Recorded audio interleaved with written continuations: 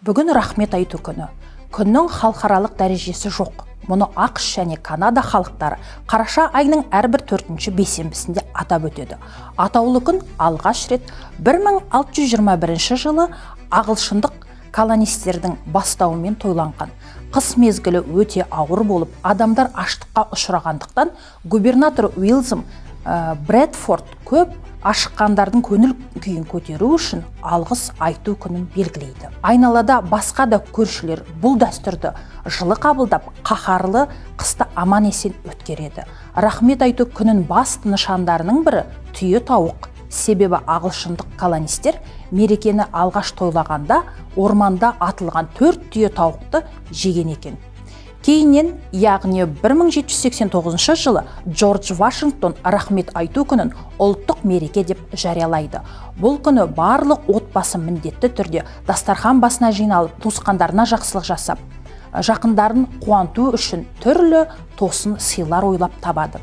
Қаладағы метроларда ерекше үстел орнатылып, адамдар ақша, азық-түліктерін қайырымдылыққа әкеліп қояды. 17 ғасырда келе жатқан әртүрлі киімдерді киген тұрғындар шеруге шығып, думанды көштер ұйымдастырады. Ал Қазақстанда бұл мереке 1995 жылы 1 наурызда Қазақстан Республика президентінің жарлығымен Қазақстан халқы ассамблеясы құрылуымен байланысты. Осы жылдан бастап қазақ халқы алғыс айту күнін атап өтіп келеді. Мұның мәні қилы заманда Қазақстанға қоныс аударған этнос өкілдері қазақ халқына бауырмалдылығы үшін өз ризашылықтарын білдіреді.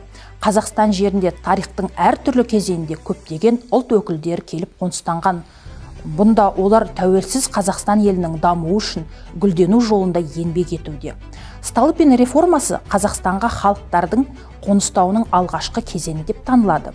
Осыған орай 30 жылдардан бастап халықтарды депортациялау басталды. Осы кезде неміс, кәріс, поляк сияқты көптеген ұлттар қазақ жеріне жер аударды. Әрине бұл барлық халықтардың басынан өткізген азалы жылдар еді.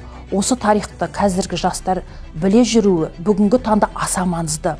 Тарих тағылым үшін керек. Тарих ғылымы адамзат өз қателіктерін қайталамау үшін оқытылады. Өткен ғасырда әртүрлі себептермен қазақ жеріне тап болған халықтарды халқымыз бауырына басты, барлығымен бөлісті. Осылайша Қазақстанда бірліктің ерекше жолы қалыптасты.